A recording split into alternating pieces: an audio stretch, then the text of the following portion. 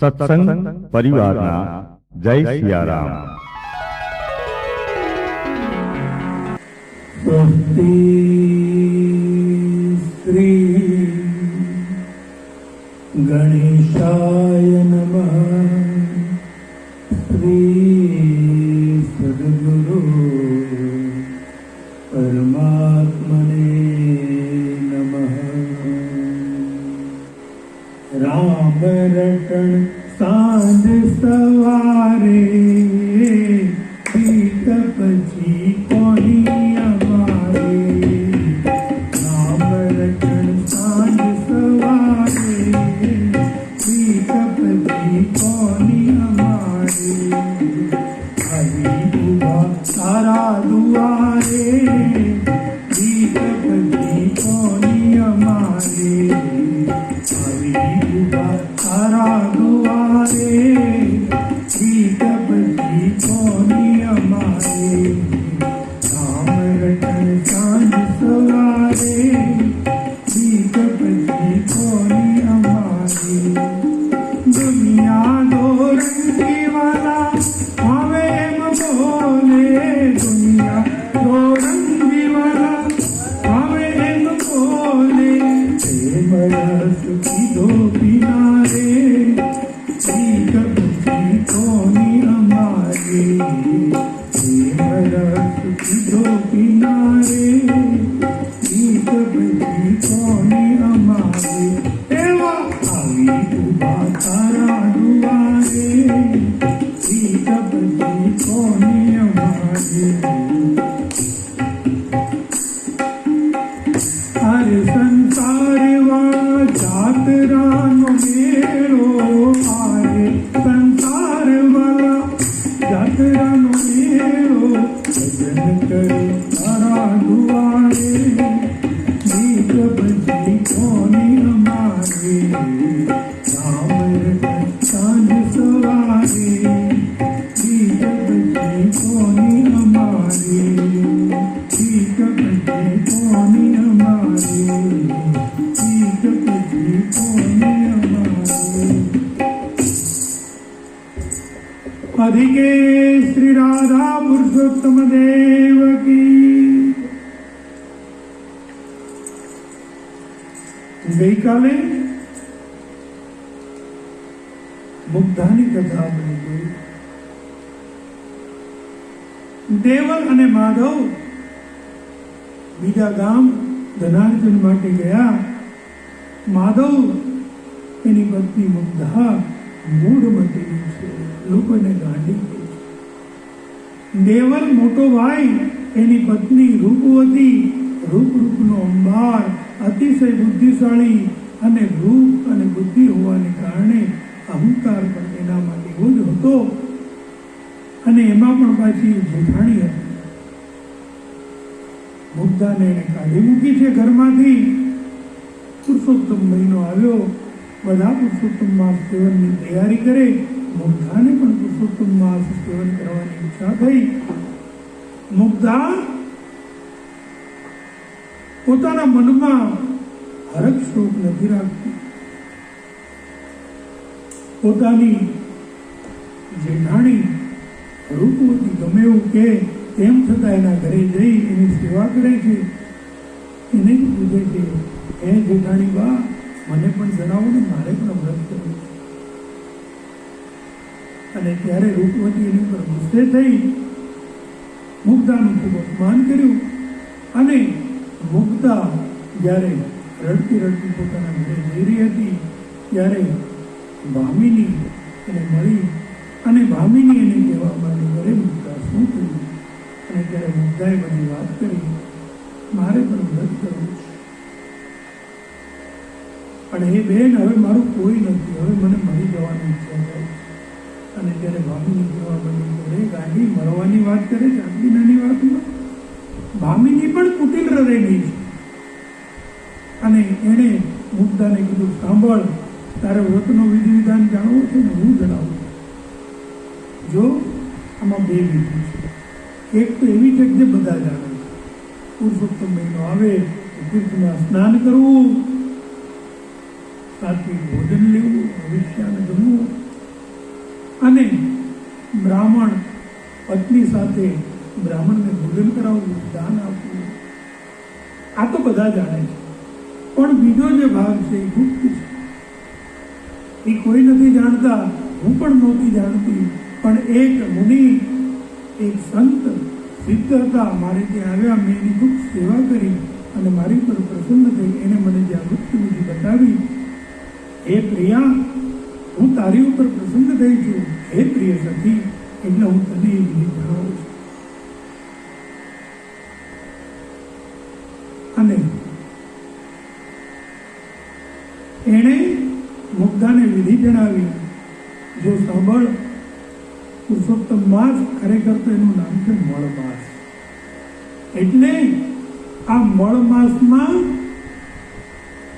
અતિશય ગંધવાળા પાણીમાં દુર્ગંધ મારતા, જળાશયમાં દુર્ગંધ મારતા જળ વડે સ્નાન કરવું. જેટલી દુર્ગંધ વધારે એટલા ભગવાન જલ્દી પ્રસન્ન થાય. અને ત્યાર પછી કોઈ બ્રાહ્મણને કે એની પાસે પૂજા કરાવવાની જરૂર નહીં. આપણે જાતે જ પીપળા પાસે જવાનું, આપણે જ પૂજા કરવાની. આખો મહિનો. અને સાત્વિક ભોજન નહીં કરવાનું. તીખું, તમતમતું, કડવું, ખારું, ખાટું, આવું બધું ભોજન કરવાનું. અને છેલ્લે પીપળાના પાનના પડિયામાં દાન કરવાનું. પણ સાંભળ, આ અતિશય ગુપ્ત વાત છે, કોઈને કરતી નહીં. મુગ્ધા તો બહુ ભોળી હતી. એને ભામિનીની વાતમાં ભરોસો થયો. અને સુતજી કહે છે, એવ મુક્તા તદિત્યાહ મુગ્ધા સા વિપ્રલંબિતા ઓપિયાજ્યા હિ સા બાલા ગૃહે ગત્વા તથા. મુગ્ધાને ભામિનીએ આવું કહીને ઠગી છે. પણ મુગ્ધા તો ભોળી છે.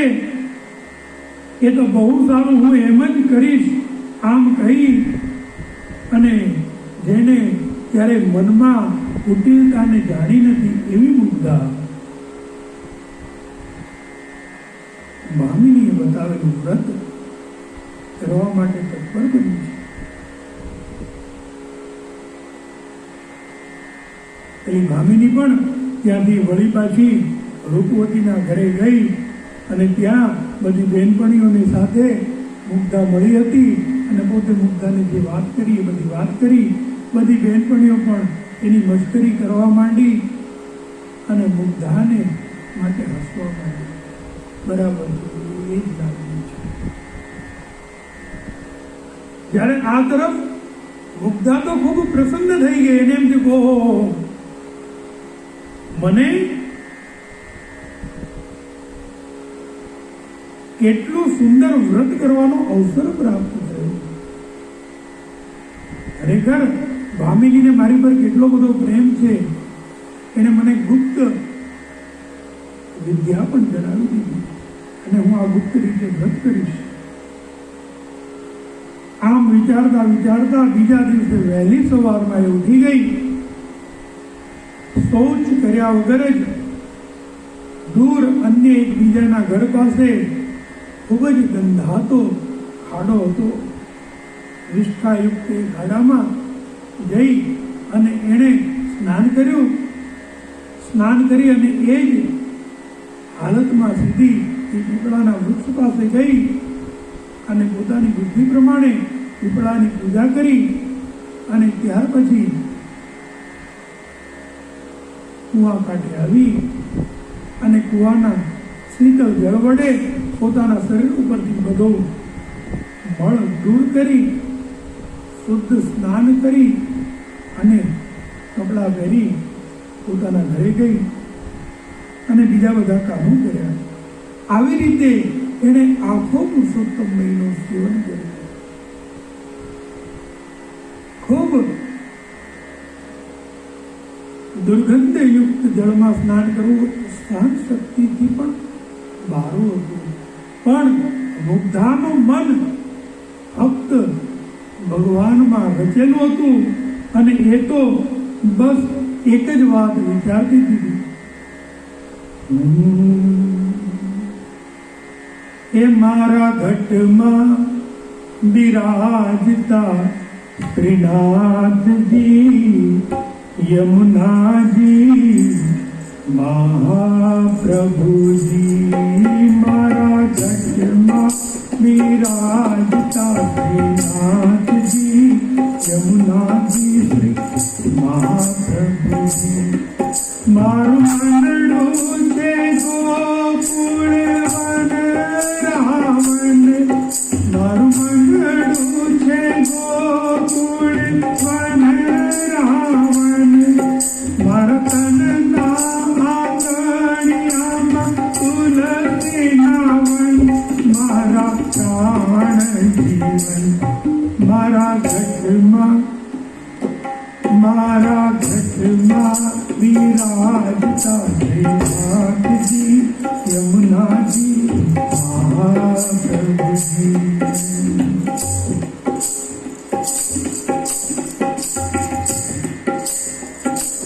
મારા અંત સમય કે મારા અંત સમય કે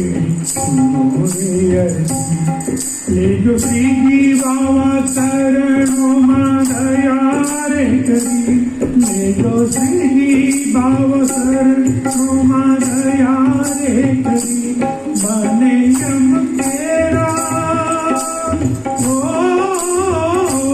મને યમ કેરા તેરા કદી ન આવે, મારો શ્યામ તેડાવે, મારા ઘટમાં વિરાજતા શ્રીનાથજી યમુનાજી મહાપ્રભુજી. શ્રીનાથજી બોલો, શ્રીનાથજી બોલો, શ્રીનાથજી બોલો, શ્રીનાથજી બોલો, શ્રીનાથજી બોલો, શ્રી યમુનાજી બોલો, શ્રીનાથજી બોલો, શ્રી યમુનાજી બોલો, શ્રીનાથજી બોલો, શ્રી યમુનાજી બોલો, શ્રીનાથજી બોલો, શ્રી યમુનાજી બોલો, શ્રી યમુનાજી બોલો, શ્રીનાથજી બોલો. अधिके श्री राधा पुरुषोत्तम देव की.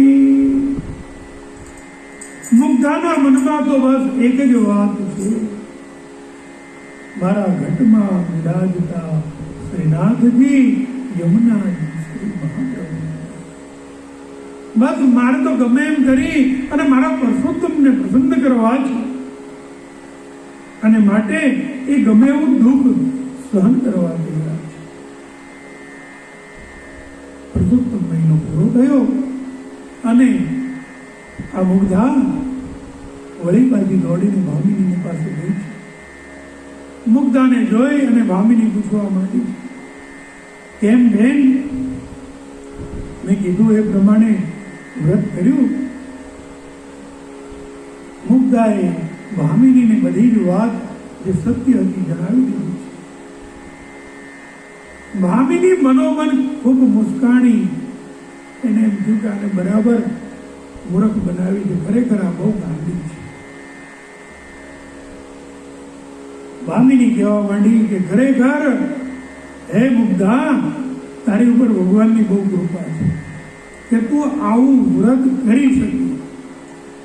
મારે તો અનેક પ્રકારની તકલીફો આવી અને મારાથી વ્રત પૂરું થયું. હે મુગ્ધા, હવે આ વ્રત તે પૂર્ણ કર્યું છે તો તારે એનું ઉદ્યાપન પણ કરવું જોઈએ. મુગ્ધા કહેવા માંડી, બેન, એનું ઉદ્યાપન કેવી રીતે કરવાનું, તમે મને કહો ને. ભામિની બોલી, ઉદ્યાપન વિધિ તો જેવી રૂપવતીને ઘેર થાય એવી જ કરવાની છે, પરંતુ હે સુંદરી, એ એ તો ગુપ્ત વ્રત કર્યું છે. એટલે આ વ્રતમાં જે ખાસ વિશેષતા છે એ તું સાંભળ. હવે તારે શું કરવાનું? તારે સૌથી પહેલા જે પીપળાની જે પૂજા કરી છે, જે સ્થાનની જે પૂજા કરી છે, આવતીકાલે એ જ સ્થાન પાસે જઈ અને પીપળાને આમંત્રણ આપવાનું. બે હાથ જોડીને કહેવાનું કે હે પીપળામાં વસેલા પુરુષોત્તમ, જો તમે મારા વ્રતથી પ્રસન્ન થયા હો તો આવતીકાલે તમારે રાધાજી સાથે મારે ત્યાં પધારવાનું છે અને તમે મને આજ્ઞા આપો તો એ પ્રમાણે હું ઉદ્યાપન કરું અને તમારે જ બધા બ્રાહ્મણોને જમાડવાના છે. આવું બધું તારે કહેવાનું. જો પીપળાના વૃક્ષમાં રહેલા પુરુષોત્તમ તને જવાબ આપે તો તારે સમજવાનું કે તારું વ્રત સફળ છે, અને જો તને કંઈ જવાબ ન મળે તો તારું વ્રત નિષ્ફળ થયું એમ સમજવું.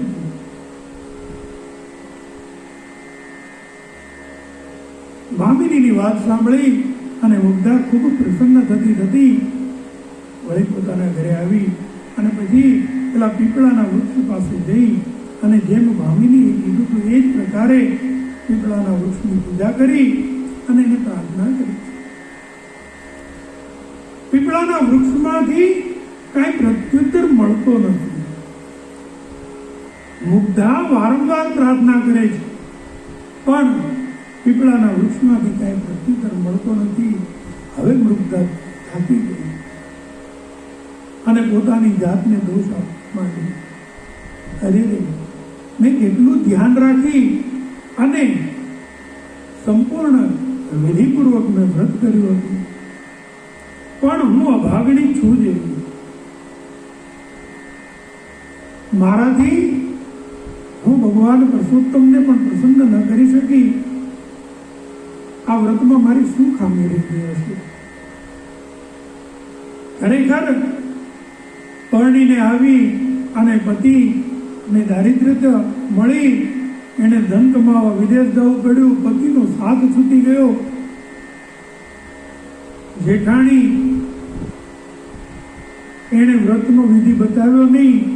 ભામિનીએ કૃપા કરી અને વ્રતની ગુપ્ત વિધિ મને બતાવી દીધી. એ વિધિ પ્રમાણે મેં વ્રત કર્યું, પણ તેમ છતાંય હું ભગવાન પુરુષોત્તમને પ્રસન્ન ન કરી શકી. હવે તો મારું જીવવું વ્યર્થ છે. આની કરતા તો મૃત્યુ સારું. આમ કરી અને કે મનમાં મૃત્યુના વિચાર કરવા માંડી છે. આ શરીર છોડી દેવું. આ તરફ ભગવાન પુરુષોત્તમ જોઈ રહ્યા છે.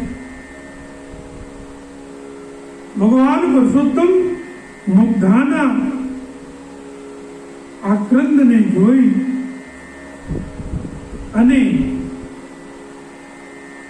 સુંદર વિચાર કરતા કહેવા લાગ્યા કે અરે આ સ્ત્રી મૂઢ છે, મૂર્ખ છે, પણ છતાં એનો મારામાં કેટલો ઉચ્ચ ભાવ છે. એ મને જ પોતાનું સર્વસ્વ ગણે છે અને કોઈકે એને અવળી વિધિ બતાવી તો પણ એ દુષ્કર તપ એને કર્યું, એને વ્રત કર્યું. વિધિ વિધાન ખોટું હતું પણ એનો ભાવ સાચો હતો. ઉત્તમ મનવાળી સ્ત્રી ખરેખર ધન્યવાદને પાત્ર છે. આવી રીતે તો વ્રત કોઈ ન કરી શકે. એવી રીતે એણે મને પ્રસન્ન કરવા માટે વ્રત કર્યું છે અને હવે હું પ્રસન્ન નથી થયો એવું વિચારીને આ સ્ત્રી જરૂર પોતાનું શરીર ત્યાગી દેશે, મરી જશે. અને જો આ મુગ્ધા આવી રીતે મૃત્યુ પામે તો મારું સર્વ વ્યાપકપણું તથા ભક્ત પ્રિય એવું મારું નામ કેમ સાચું બનાય? આમ વિચારી અને ભગવાન શ્રી હરિ પુરુષોત્તમ એ પીપળા દ્વારા જવાબ આપીને કીધું કે હે મુગ્ધા, સાંભળ, અરે તે જે પ્રમાણે વ્રત કર્યું છે આવી રીતે તો આ સૃષ્ટિમાં કોઈ વ્રત ન કરી શકે. તે ખૂબ સહન કરી અને મારું વ્રત કર્યું છે. હું ખૂબ પ્રસન્ન થયો છું. તારું વ્રત મને ખૂબ ગમ્યું છે. અને જા, તું ચિંતા ન કર, ઉદ્યાપન કરવાની તૈયારી કર તારા ઘરે જઈને, અને હું અવશ્ય કાલે તારે ત્યાં આવીશ. જ્યારે બધા તને પૂછે તો તારે બધાને કહેવાનું કે મારો ભાઈ દૂર દેશથી અહીં મને તેડવા આવ્યો છે, અને હું પણ ઘણા સમયથી મારા પિતાજીને મળી નથી, એટલે હું એની સાથે જતી રહેવાની છું. આમ બધાને તારે કહેવું.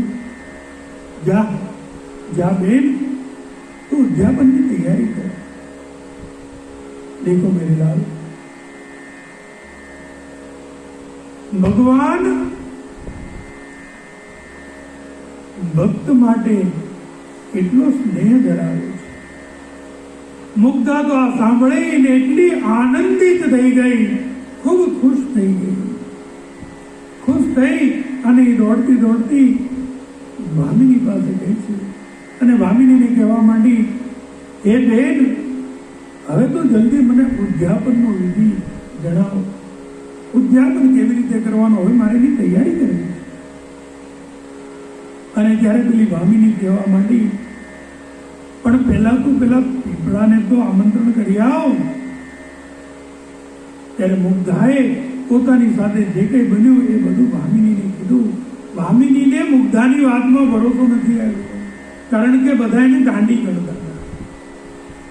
એટલે ભામિનીને થયું કે જરૂર આ મુગ્ધા ત્યાં વિલાપ કરતી હશે, અને એમાં કોઈક અટકચાળો ત્યાંથી નીકળ્યો અને એણે આ બધું સાંભળ્યું હશે, એટલે એણે આની મજાક કરવા માટે આવી રીતે કહી દીધું.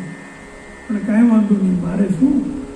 આમ કરી અને ભામિની કહેવા માંડી કે સાંભળ, તું ફરી પાછી તારી જેઠાણી ઋતુવતીને જઈને કહે કે 108 બ્રાહ્મણોને આમંત્રણ આપે. 108 બ્રાહ્મણ એની રસોઈ તૈયાર કરે એવું તું એને કહેજે.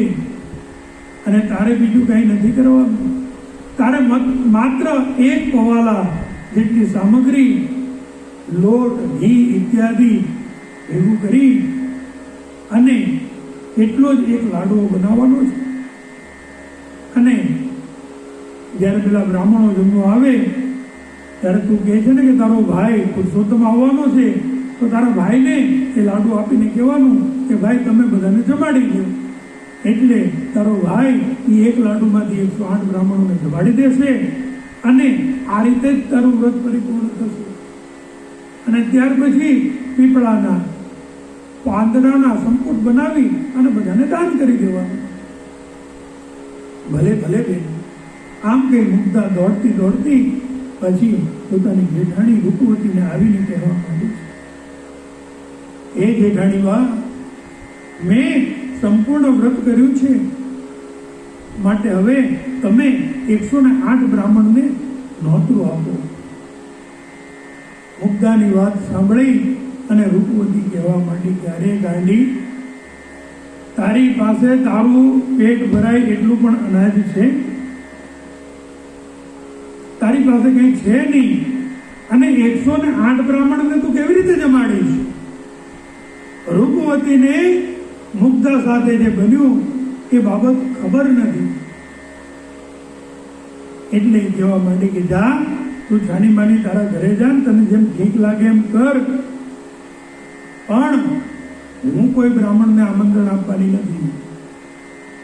મુગ્ધા પોતાના ઘરે આવી રડે છે, પણ એણે નિર્ણય કર્યો કે વ્રત કર્યું છે તો પૂર્ણ તો કરવું જ છે. ઉદ્યાપન વગર તો વ્રત અધૂરું કહેવાય. બ્રાહ્મણોને જમાડવાના છે. આથી એ જાતે 108 બ્રાહ્મણોને જઈ અને પોતાના ઘરે ભોજન માટે નિમંત્રણ આપી આવ્યું.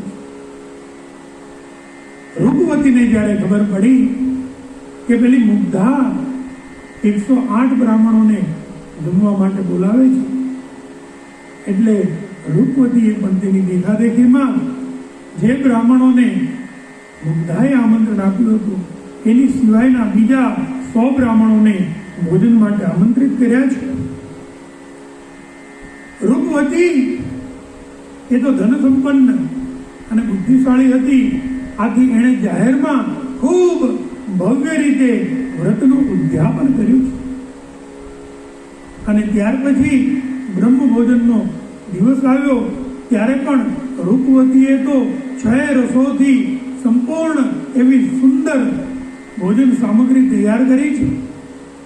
અને મુગ્ધા એને તો એની ગુરુ થયેલી ભામિનીએ કીધું હતું એ પ્રમાણે માત્ર 1 પવાલામાં લોટ અને ઘી વગેરે સામગ્રી ભેગી કરી એક જ લાડવો તૈયાર કર્યો છે. એ પોતે પણ વિચારે છે કે અરે મારા જેઠાણી રૂપવતીને ત્યાં તો ભરપૂર સામગ્રી તૈયાર થઈ છે, એટલે એ જે બ્રાહ્મણો ત્યાં જમવા જશે એ બધાને તો ખૂબ આનંદ આવશે અને સંતોષ પણ મળશે. પણ મારે ત્યાં કંઈ છે નહીં, હું સાવ ગરીબડી. મેં તો આ એક લાડુ બનાવ્યો છે, આમાંથી 108 બ્રાહ્મણો કેવી રીતે સંતુષ્ટ થશે? પણ છતાંય પોતાનું મન ભગવાનમાં રાખી શ્રી કૃષ્ણ શરણમ મમ, શ્રી કૃષ્ણ શરણમ મમ એમ જપ કરતી કરતી મુગ્ધા હરિનું ચિંતન કરી રહી છે. જમવાનો બ્રહ્મ ભોજનનો દિવસ અને સમય થયો. બ્રાહ્મણો આવવા માંડ્યા. પેલી રૂપવતીને ત્યાં જે બ્રાહ્મણો આવ્યા એણે તો જોયું કે ઓહો, બધા મિષ્ટાન તૈયાર થાય છે, એની સુંદર ખુશ્બુ આવે છે, એટલે ખૂબ પ્રસન્ન હતા કે વાહ, રૂપવતીએ બહુ સારી રીતે તૈયારી કરી છે.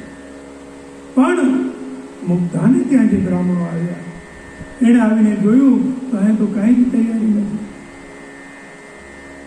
બ્રાહ્મણો વિચારે છે કે અરે રે,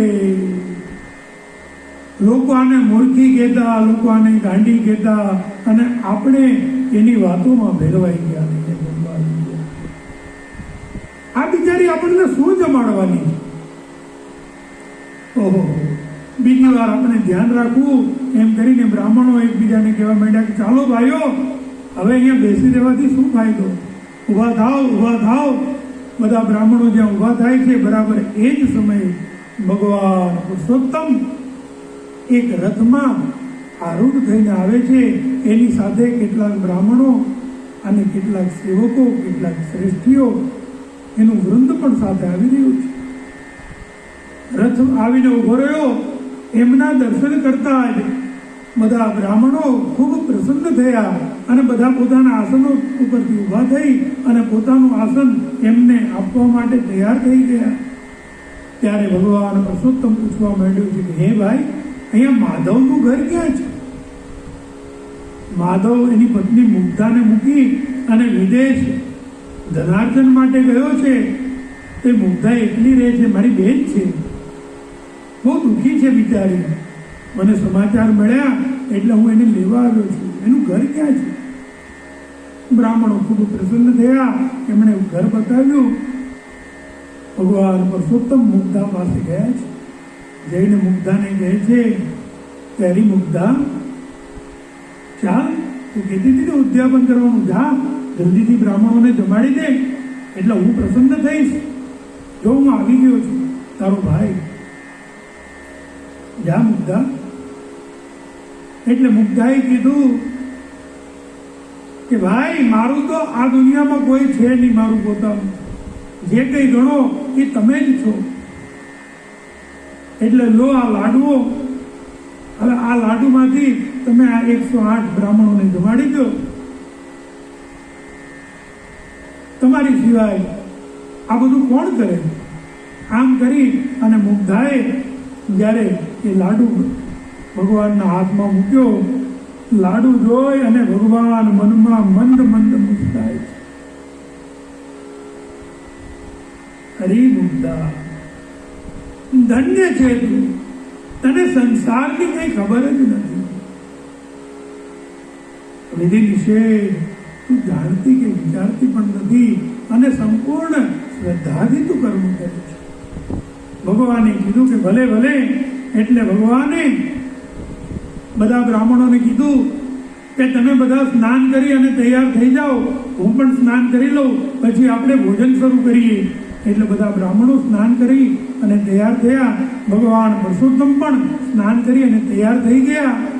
એક પત્રાવળી હતી, એ એક પત્રાવળી લઈ અને એના 108 ટુકડા ભગવાને કર્યા. તો એમાંથી 108 સોનાની થાળીઓ બની. એક જ લાડુ હતો, એ લાડુ લઈ અને ભગવાને એના પણ 32 ટુકડા કર્યા. ત્યાં 32 પ્રકારની વાનગીઓ તૈયાર થઈ ગઈ. અને ભગવાન સાથે આવેલા બ્રાહ્મણો અને શ્રેષ્ઠીઓ ત્યાં સેવામાં લાગી ગયા અને બધા જ બ્રાહ્મણોને ભોજન પીરસાયું છે. બધા બ્રાહ્મણો ખૂબ આનંદપૂર્વક ભોજન કરી રહ્યા છે. અદ્ભુત સ્વાદિષ્ટ ભોજન છે. કેમ કે ભગવાન પુરુષોત્તમે સ્વયં એમાં સ્વાદ મૂક્યો હતો. આથી અહો અનુપમ સ્વાદ છે. આ ભોજન આપણે જમીએ છીએ તે ખરેખર આશ્ચર્યને કારક છે. એમ બ્રાહ્મણો પરસ્પર વાતો કરતા હતા, પરંતુ આ કોણ હશે એમ પૂછવાની કોઈ સમર્થ થયો નહીં. બધા તેમની માયાથી મોહિત થઈ વાહ વાહ એમ બોલી રહ્યા હતા અને ભોજન કરી રહ્યા હતા. આ રીતે મુગ્ધાએ આમંત્રિત કરેલા બધા જ બ્રાહ્મણો ખૂબ સુંદર રીતે ભોજન કરી તૃપ્તિને પામ્યા અને મુગ્ધાને ખૂબ આશીર્વાદ આપી વાહવા કરતા ત્યાંથી પ્રસ્થાન કર્યું.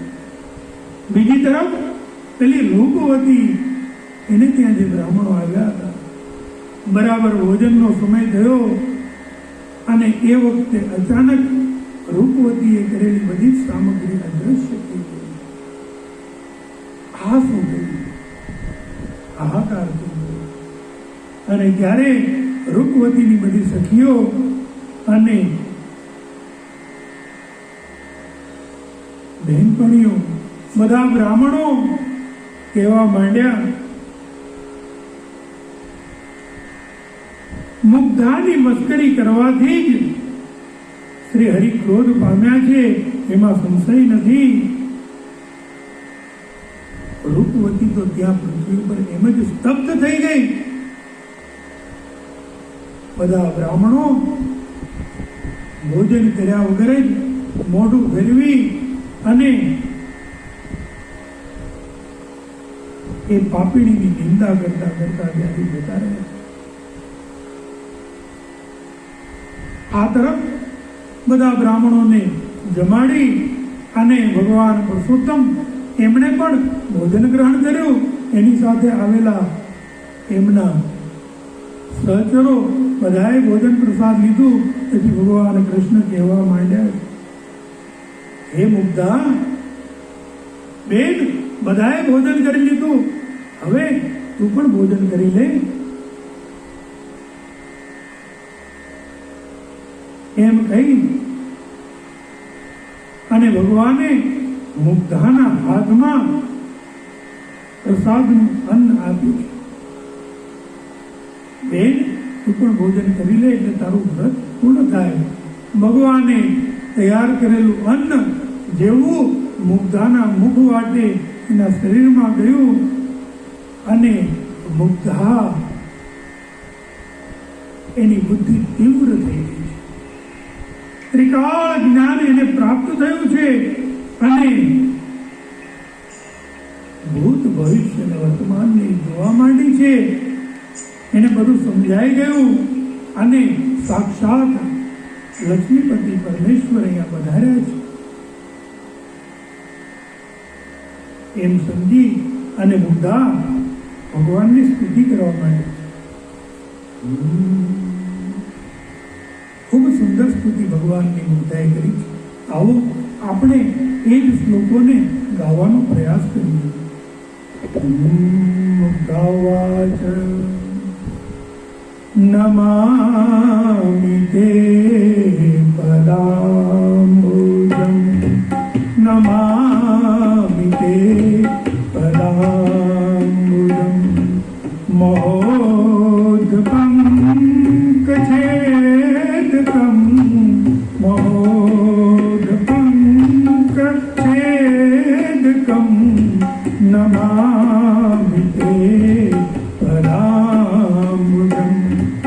શુભપ્રદમ રમાયતમ શુભપ્રદમ રમાયતમ શુભક્તિમુક્તિદાયકમ શુભપ્રદમ રમાયતમ શુભક્તિમુક્તિદાયકમ નમામિ તે પદામ્બુજં ચતુર્ભુજં રમાપતિં નમામિ ભક્તવત્સલં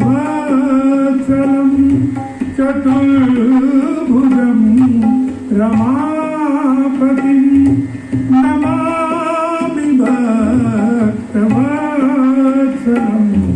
કૃપાલયં ગુણાલયં કૃપાલયં ગુણાલયં સદૈવ વિશ્વનાયકં સદૈવ વિશ્વનાયકં નમામિ તે પદામ્બુજં નમામિ તે પદામ્બુજં.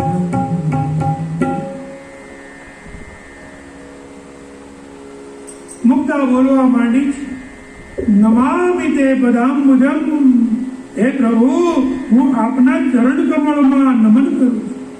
શુભ આપનારા, ઉત્તમ ભક્તિ મુક્તિના દાતા, લક્ષ્મીજીના સ્વામી, ચાર ભુજાઓ વાળા, ભક્તો પર પ્રેમ વાળા, કૃપાનું સ્થાન, ગુણોનું ધામ અને જગતના નાયક શ્રી લક્ષ્મીયુક્ત પરમેશ્વરને હું પ્રણામ કરું છું. આમ સુંદર સ્તુતિ કરી છે. આ સ્તુતિ જે કોઈ ગાય છે, જે કોઈ સાંભળે છે, એને અધિક માસમાં સુંદર પુણ્ય પ્રાપ્ત થાય છે. મુક્તાની સ્તુતિ સાંભળતા જ શ્રી હરિ પોતાના અસલ સ્વરૂપમાં બે ભુજાધારી, હાથમાં મુરલી અને વનમાળાથી શણગારેલા પ્રત્યક્ષ થયા અને મુક્તાને વરદાન આપતા કહેવા માંડ્યા છે. વરમ વૃષ્ણિરવરે મુગ્ધે ગોલોકમ વસ સુંદરી ત્વયાચારાધિતો ભક્ત્યા પ્રસન્નોહમ ન સંશય. હે મુગ્ધા, તું વરદાન માંગ. હે સુંદરી, તું સદૈવ ગોલોકમાં વાસ કરજે. તે ભક્તિથી મારું આરાધન કર્યું છે, તેથી હું ખૂબ પ્રસન્ન થયો, એમાં સંશય નથી. અને ત્યાર પછી ભગવાન કહેવા માંગે, હે મુગ્ધા, જે દુર્ગંધયુક્ત ખાડામાં તે ભક્તિ ભાવથી અને મારામાં પૂર્ણ શ્રદ્ધા રાખી અને સ્નાન કર્યું છે, હવે એ ખાડો નહીં રહે, એ સરોવર થઈ જશે. લોકો એને મુગ્ધા સરોવરના નામે ઓળખશે અને જે લોકો એમાં સ્નાન કરે એને મોક્ષ દુર્લભ નહીં રહે. આમ સુંદર આશીર્વાદ આપી અને ભગવાન કહેવા માંડે, હે પુત્રી, તારું કલ્યાણ થાવ. અને એવ મુક્ત્વા હરિર્મુગ્ધામ ગૃહીત્વા જગામઃ ગોલોકમરૂપમધ્યેય નિંદયા નરકં ગતા. આમ કહી અને ભગવાન એ મુગ્ધાને પોતાની સાથે ગોલોકમાં લઈ ગયા છે. જ્યારે પેલી નિંદા કરવા વાળી ઋતુવતી નરકમાં ગઈ અને એ રીતે સંસારમાં સર્વનું કારણ કેવળ એક ભાવ એટલે કે સાચી શ્રદ્ધા છે.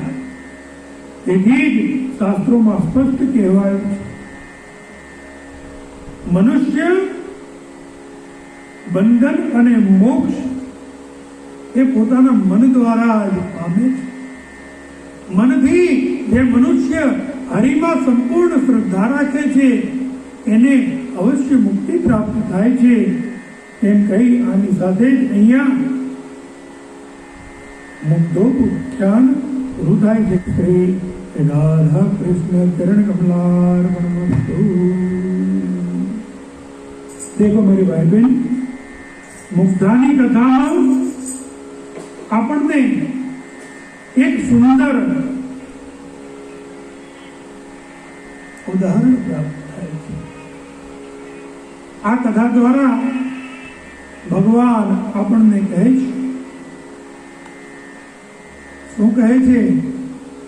ભગવાન આપણને કહે છે, जैसे रखे राम जी रहना चाहिए, जैसे रखे राम जी रहना चाहिए, मान अपमान सब सहना चाहिए, जैसे रखे राम जी रहना चाहिए, जैसे रखे राम जी रहना चाहिए, मान अपमान सब सहना चाहिए, जैसे रखे राम जी रहना चाहिए, जैसे रखे राम जी रहना चाहिए।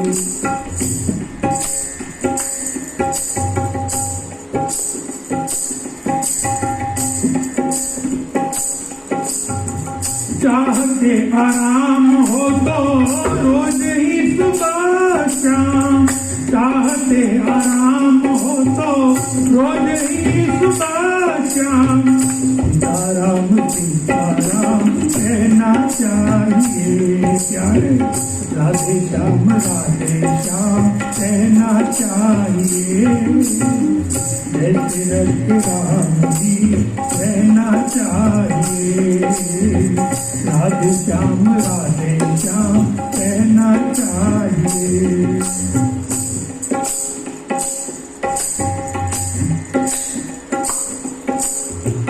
अनुकूल प्रतिकूल दोनों ही कुलों के मध्य, अनुकूल प्रतिकूल दोनों ही कुलों के मध्य, सरिता समान सहना चाहिए, सरिता समान सहना चाहिए, जैसे रखे राम जी रहना चाहिए, जैसे रखे राम जी रहना चाहिए। मनुष्य के जीवन में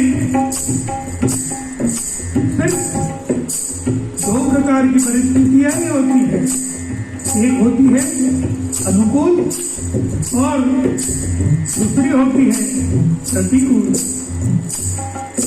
ये अनुकूल और प्रतिकूल मनुष्य जीवन के सरिता के दो छोर हैं। जैसे दो छोर के मध्य से सरिता बहती रहती है और समुद्र को प्राप्त करती है, अपनी मंजिल को प्राप्त करती है।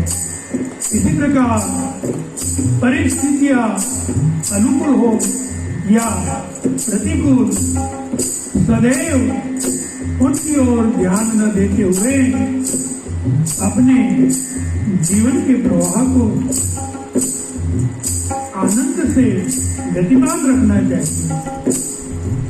अनुकूल प्रतिकूल दोनों ही कुलों के मध्य, अनुकूल प्रतिकूल दोनों ही कुलों के मध्य, सरिता रहना चाहिए, जैसे रखे राम जी रहना चाहिए, जैसे रखे राम जी रहना चाहिए। रहो सदा कान से भरोसे भगवान के, जब ऐसा कहा गया कि अनुकूल या प्रतिकूल परिस्थितियों में जीना चाहिए, तो किसी ने सज्जन ने कहा कि महाराज जी बात सही है और हम कर भी क्या सकते हैं। अब भगवान ने जैसी परिस्थितियां दे दी जी लेते हैं। नहीं भैया, डरना नहीं है, डर डर के जीना भी कोई जीना है क्या। रहो सदा कान से भरोसे भगवान। આપના આપજનોને સંભળાવી આપનું અને સત્સંગીઓનું જીવન ધન્ય કરશો એ જ અભ્યર્થના સાથે સત્સંગ પરિવારના જય સિયારામ, જય સિયારામ।